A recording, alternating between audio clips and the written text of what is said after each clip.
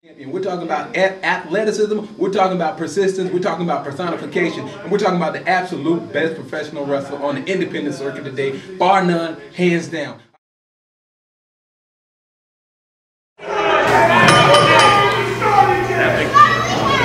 Hello everyone and welcome to another recording of the Sanford Cruise. This is Bobby Sanford. I'm in the booth and getting ready to, I'm showing you all a match of myself teaming up with Sanford Cruise to take on Aaron Epic and Jack Tattum.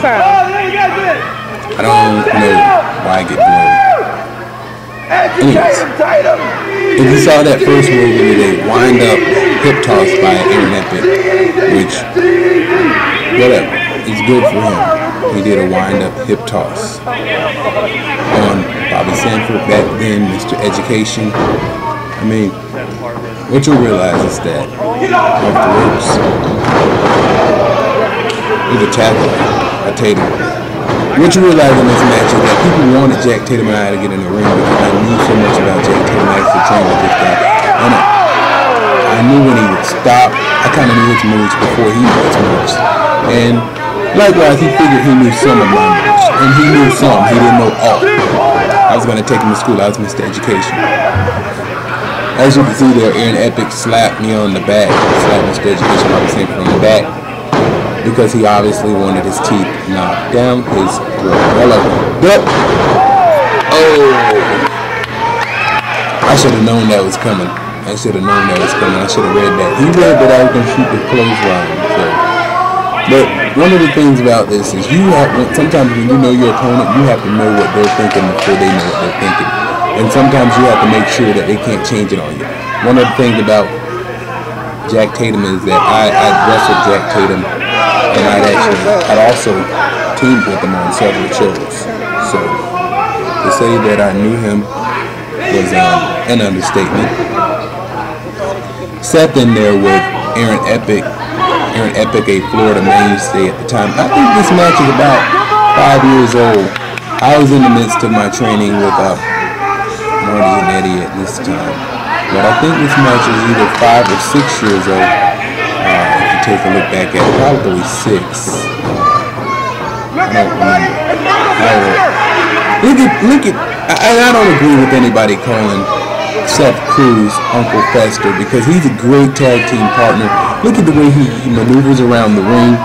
He was going to tie Aaron Epic up into all kinds of knots. I talked to him in the locker room before we had this match, and he told me all the kinds of things that he was going to do to Aaron Epic and Jack Tattum in this match. And I said, Cruise, calm down, brother.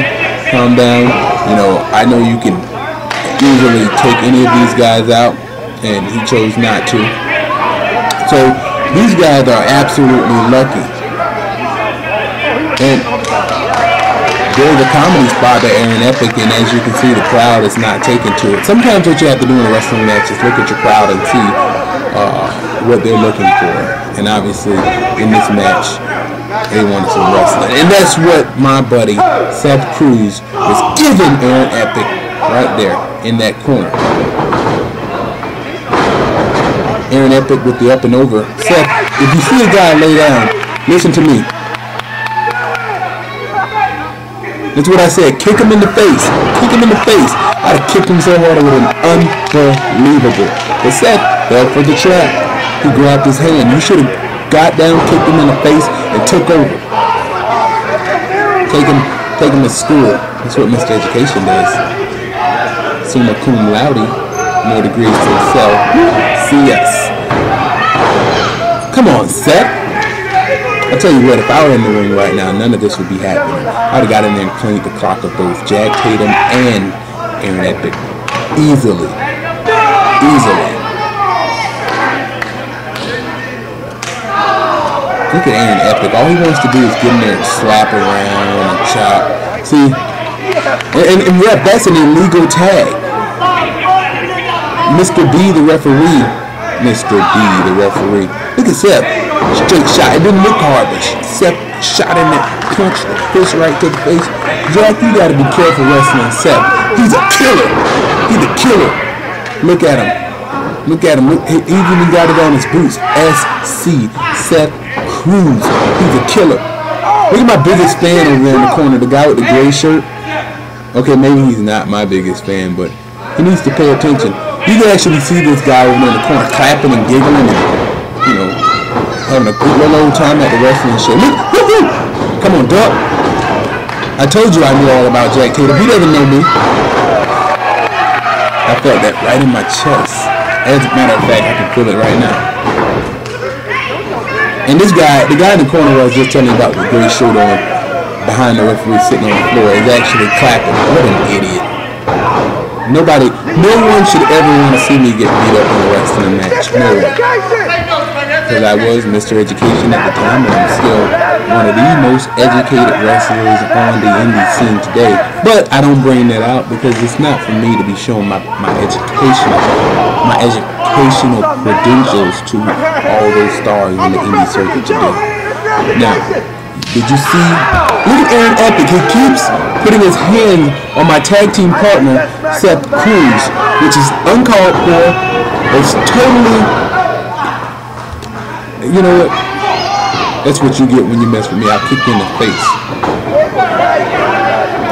Myself and Sanford Cruise here are handling Aaron Epic and Jack Tattum here as the Midnight Studs would handle Aaron Epic and any partner of his choosing. I'm going to put that out there. Or Jack Tattum and any partner of his choosing. As a matter of fact, if these two guys wanted to get back together, myself and JT Flash, the Midnight Studs, would definitely welcome those two to a match anytime. And we'd definitely be victorious. Now Seth is putting a squeeze on Jack Tattum here. We had to go to a commercial break. No, they had... Bam! Look at that. Look at the referee. Perfect distraction technique, as you can see. I got in, made the referee make sure that there was no tag made, and that all the fans are out there saying the same thing. There is no tag made. Therefore, Jack Tattum stayed in the ring, and Seth took advantage of the situation. Now, I could have easily come in and put the boots to Jack, but me, being the man that I am, keeping things totally legal, not being a cheater, I decided to stay on the outside and do what was right, to follow the rules, to make tags, and to be the ultimate disciplinarian and nice wrestler that I was at the time. Look at that. That's what you call a cross-body forearm drop. Jack, get up. Yes, it was a slap to the face.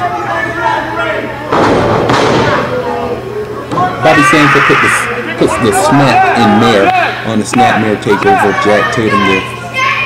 Jack Tattum at the time had a lot of fans in the audience. People figured that he would be a competition to Bobby Sanford. At the time, I believe I was the CCW Cruiserweight Champion. And Jack was on the heels of becoming the CCW Cruiserweight Champion. CCW standing for Capital City Wrestling in Tallahassee. Similar to Coastal Championship Wrestling, both had Body Slam University and both drew crowds of over 400. Well, Capital City Wrestling no longer exists. It's a defunct organization. However, Coastal Championship Wrestling, where I'm a mainstay, still exists, and they draw fans consistently over crowds of 400. But I'm just saying, not to subdue anyone. Look at that, here's the tag. Jack, Aaron Epic. I wasn't scared. Look at that, illegal fist, illegal forearms by this kid, Aaron Epic. He's doing things he shouldn't be doing. That's illegal, and the referee's not even stopping it. Come on, ref. He's got tape fist. And he hit me on the side of the ear. He got in and he started cleaning house. Definitely cheating. Hit me on the side of the ear. What was that? A palm thrust? A palm thrust is totally illegal in any match in wrestling. That shouldn't be happening. The ref is not doing his job. There's an elbow. That's what I'm talking about. You know what? When you mess with Mr. Education, you know what you get? You get educated. I think Aaron Epic just flunked because Mr. Education just delivered him for evil. And Jack Tattum comes and tries to sneak up, but you can't sneak up on Education. There's the roll up. No tights are being pulled at all. 1, 2, 3. The reason his tights weren't pulled because he wasn't wearing tights.